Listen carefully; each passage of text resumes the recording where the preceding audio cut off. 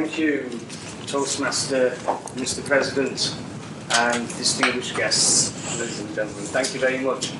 So, my name is Andrew Considine, as you know, and I'm I'm from Manchester. You can't be originally from somewhere. I'm from Manchester, but I'm in Ireland for the last 31 years.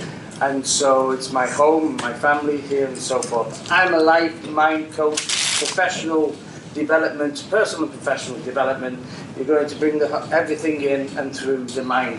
So the topic is how to getting your head in gear for business and for life. And so what I'm going to present in the short period of time we have is an understanding of our mind. So very quickly is the line up here is the mind results formula. How to fine tune our mind, breaking through terror barrier and fear which always holds us back from going forward to the next level. Creating positive habits and beliefs, because it's our habits and beliefs that determine the facts of our lives. This building, this company, everything is built upon a belief. And it's how to actually bring that through from this information, which can be quite intangible, into the tangible and the manifested reality. And obviously, desired results. Now, I'm saying desired because most of us in life are wishing for something, but we're often getting something else. So why is it that people succeed and people fail? Why is it that people succeed in times when the environment or the climate, economically or socially, is not perfect for success? And why is it that when there is a boom, there are people who are not living out to their full potential? So it's not about, though our environment is our looking glass, it's not about the environment as such, but it's about our way in and how we use our mindset in order to determine what it is that we want. It's not easy. So I want to start with a question, or started, but bring in a question, and it's a little interactive, this. So the question is what is the primary cause for any result that we get? Because knowing this will actually help us to determine the results we desire and to achieve them. So we're getting results every day. Good ones, not so good ones. So what's determining a result? I think you mentioned it there. I think it's habits, positive habits. Yeah, but the habits are determined by the answer to this. So the answer to that is no. Motivation. Motivation. And the answer to this determines your motivation or whether you have any. I would say a plan. How you use this will determine the plan you use. I would say it's your mindset. It's too broad. Bring it back in. Maybe your wishes, your needs, your wishes, basically. Your needs and your wishes will be determined on. Your attitude. What's your name? Sophie. Sophie. There you go, Sophie. To the top of the class. Stay there. It is. And attitude controls the quality of everything that's in our lives. And I'm not saying it's a good one. I'm not saying it's a bad one. I'm saying it's an attitude. So when I was a child, my dad used to say to me, well, before it gets to me actually, have you ever been told you had a bad attitude? And then you were told to change it. And did you know what attitude was in order to change it? Because my dad used to say, get in the house, get upstairs. You're not going out until you change your attitude. It's fine, Dad. Just tell me what attitude is, I'll change it. He gave me a clip and told me to go to bed. Stop being so cheeky. So what is attitude? Well, we don't have too much time here this evening to take it through a long drive. But what I am doing is I'm bringing attitude out into a composite of, let's say, 3 ingredients. If you're baking a cake, you know, when you're baking a sponge cake, there are 3 major ingredients for the cake to rise. I'm not going to ask you what it is. I'm assuming that you know, don't you? Of course you do. Well, just like the 3 ingredients of a cake, in order for attitude to take place, we need 3 ingredients, 3 major ingredients. And the first one I put up there is our thoughts, just to kick it off. What follows a thought? No. You'd say it nicer, but we haven't got the time. If you can quickly close your eyes, quickly, think of something that you do not want. What's happening now? Don't tell me what it is. Or think of something you do want. What's happening right now? It's like negative emotion or negative. You're getting a feeling. Yeah. So it's a feeling that follows a thought. And what follows a feeling? Income. An action. And so it's the action. And it's the action that comes from the feeling, which comes from the thought. And so just like the 3 ingredients of a cake, you're never going to get any result in life if they're not going to be different from the composite of our thoughts, feelings and actions. They are running together. You can't think wonderful things and feel terrible. You can only think you can only feel a certain way based on the direction you're thinking.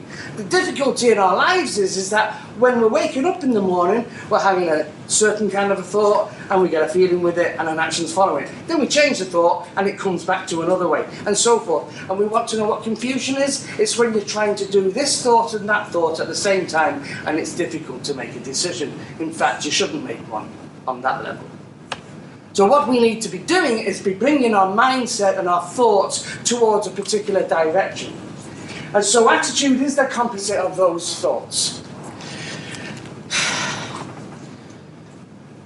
William James said in 1906, or wrote in 1906, that we alter our lives when we alter our attitude of mind.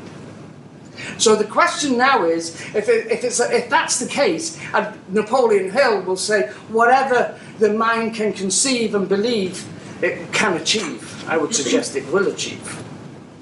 But it's not suggesting it's going to be something good, positive or negative. That depends on the self. That depends on the way we choose to think. It depends on our thinking. It depends on our habits. And so we've got to understand that our mind is working in a particular way, and it's a science, and it's not all voodoo, and it's not out there in the clouds. This is real stuff. So I've got a little graphic here just to show you how this works, and I'm doing it I teach it my children. My daughter keeps saying, Dad, you're on about that stuff again, I'm fed up with it. So this is the way it is. We have a mind and we have a conscious mind, and that, I want you to understand, is in the top part of your head. It's all over, but let's just keep it, the conscious part, and that is your thinking part of the mind. It is the part of your mind also that you can choose to accept or reject any idea, thought or image. We have the second part, and that is below, and that's the subconscious.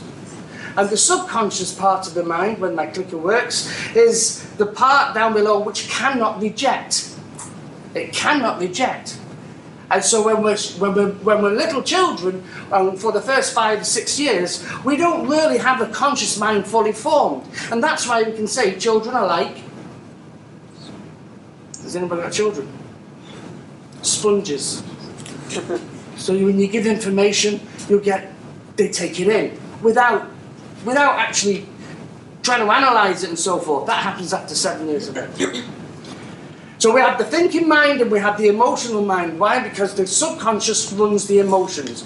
The conscious part is the cognitive, the thinking, the working out part. And I've got the body as a little area here, a little round thing. I was looking in the mirror, decided to draw it. It's me. So there is the body. Why have I got the body there like that? Because it's the last thing to know. It's the last part to know. So it means our behaviours and actions are coming through our thoughts. So we know that when we choose a thought, we're going to be able to choose a feeling, or a feeling will flow from it. Now we're adults and we got older, and it's happening without conscious thinking right now because of the habits that we have. But our feelings are causing our actions, and our actions are expressed, and our actions produce what? Results every day, twice on Sunday. And we decide what kind of result we can have. But we only do that by deciding the way we actually think. And so we have to learn as human beings, if we want a particular result, to think a particular way in order to be able to emotionalize. And that creates a conflict inside. Now I want to introduce you to what's called the 6 key thought drivers in order to be able to guide how to think, how to change a habit, how to change a belief or develop it. And I need to understand first that when you plant a carrot, do you ever get a potato? Have you ever planted a carrot seed? You must try it. Because don't wait there for a few weeks. You think you'll get a potato coming back. Okay? So when you plant a thought seed and a particular kind of thinking, are you going to get an opposite way of your thinking back to you? It's the same thing. Look to nature, it's our guide. It's our guide. So here is the quick model around the area of those 6 key thought drivers. What's needed to know is that we have the 5 senses. Now that sounds a little bit, so what, big deal. But that's how, they're antennas. And that's how we're receiving information each day in our lives. And we're learning new information, and we're picking up information from little babbies right through to where we are now. And it's generating. Remember, the conscious mind has a choice, but the subconscious doesn't. So there's a huge amount of information that's lying within us. And it's either good or it's not so good, it's beneficial, it's not so beneficial, it's never black and white. But if we want to start to develop our lives and develop our results, or change our results to another, we need to actually use what I call the 6 key thought drivers. I'm going to start off with just one first. The ability to reason. The ability to think. The ability to have an idea. You see, the difference between ourselves and animals is that when you're in a front room, you know you're in a front room. The dog just comes into the front room, sits by the fire, but it isn't sat there thinking, I know I'm in the room. And that's the difference. We know we're in the room. And that makes difference. We have the ability to reason. An animal doesn't wake up in the morning and say, you know what, I think I'm going to go down to the shops, get a bit of dog food, come back and chill out for the day. It doesn't plan. We plan.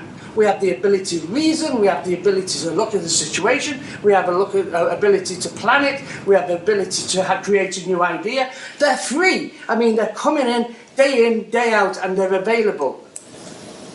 And then we have another thought driver, or the fancy word is intellectual faculty, and that is our imagination.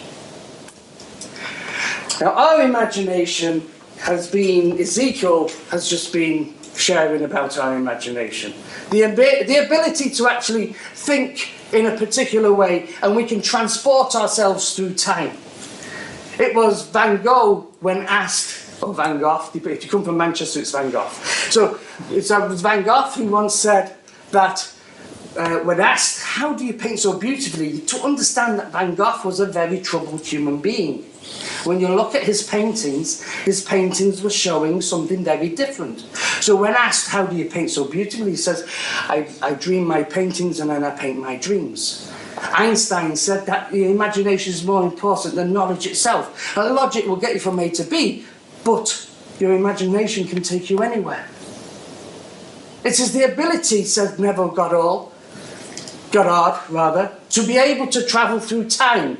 What I mean by that is when we are wanting to develop something or achieve something in our life, we need to assume the very feeling of the desire already fulfilled. And that's what sports people do. That's what high achievers do. They have the ability to see it. They have the ability to feel it. You do. We all do. And the skill is to travel through time. And it is to see ourselves in the complete result before it's actually happened. And therefore the mind, the subconscious mind, is taking it in, but to keep that maintained, we need what's called the will, the ability to focus. Now, an acronym for focus here would be follow one course until success. Follow one course until success. The ability to hold a picture upon your mind and to use reason. The ability to think it, the ability to see it and feel it, and the ability to hold it. And when we do so, and I'm not actually showing you positive or negative, this is just a model right now. And then the ability is to intuit. Perception. Perception is about the ability to, when we change the way to look at something, that which we look at changes. Our intuition is the intuitive, the gut feeling, the sense, the sixth sense we have. But if we were to rely all our decisions just on intuition, the economy would probably collapse. But if we were to rely on just reason, it will also probably just collapse. We have to bring everything together. And then the ability to, and just before I move on to the next one, have you ever disliked somebody initially and then ended up liking them? I married her. The whole thing is, it's okay, my wife is used to it, and it was the other way round actually, but it's my opportunity to say the other way. But sometimes it takes time. Things take time to unravel, to grow. It's okay, my wife is completely okay with it because she knows the truth. It was the other way. And then we have the ability, because perception is the ability to see something in a particular way. So what's governing that? What's determining that? And then we have memory, the ability to remember, the ability to remind. Now, how often do we go over our mistakes time after time after time after time? And if I was to ask, do you go over the achievements that you've achieved in your life, or created or developed in your life? Do we go over them? We have choice. So what we need to do is to understand that we take these 6 key thought drivers and we have choice. So we can choose to reason, imagine and will and focus and so forth, all through on the negative. So as a speaker, and if you're speaking for the first time, and see these 6 key thought drivers, this is the way you could choose to do it. You could go, oh my God, I've got to speak and I don't know if I'm going to do it and how I'm going to work out my speak. And I can see that when I go there, they're all going to be looking at me and it's me. And I'm focusing all the time of how crazy and wrong this all could go. And the sense of my sense of self-esteem is going down. And I start to perceive that things will go wrong. And I remember the last time I gave a speech and it all went haywire. And hey, I've got a result. Or I could come in and I could say, look, I've worked at this, I've reasoned this out. I can see myself doing it. I can stand there before, I can do this. I will focus, I will affirm. I will intuit. I love this. I'm doing something I love. Never mind what other people perceive and think. I've got to understand that it's what I perceive and think that's most important. And I can choose to remember all the things I've achieved and succeeded at in my life that is going to take me up and help me to grow and develop even more. And then the body in the vibration, because that's what we are as a body. It moves in the direction of all of this. So when we actually train and develop ourselves to do and think in a certain way, this is the way we become a certain. So thoughts do become things, and this is how they become things. Remember, we have positive, we have opposites, we have an idea, and we can decide whether it's going to be the one I want or it's going to be the one that I don't want. And whichever one we choose, we will achieve.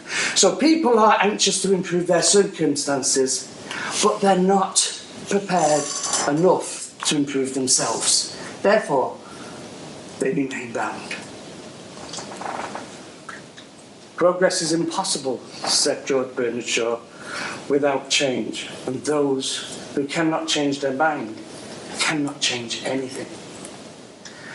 So, what I do, and the last minute, if that's okay, is that I coach and train and inspire people in being able to develop and tap into this infinite potential that they have in their lives, in their workplaces, and in their dreams. But dreams without action are they're just wishes. Action without vision is an absolute nightmare. So we've got to be able to bring the marriage of vision and action together and use our minds in a certain way, because the mind has created this glass and everything that's going on, this beautiful building, this beautiful entity, the fact that we are actually working and getting paid is coming from the mind, from somebody else's, and we've agreed with it. How to develop positive mental attitude, habits and beliefs. That's what I help people do. Build resilience, develop mental toughness. This one should have gone up there, but it didn't, so that's on the screen, it went. But discovering your highest values, that is about what's most important to us.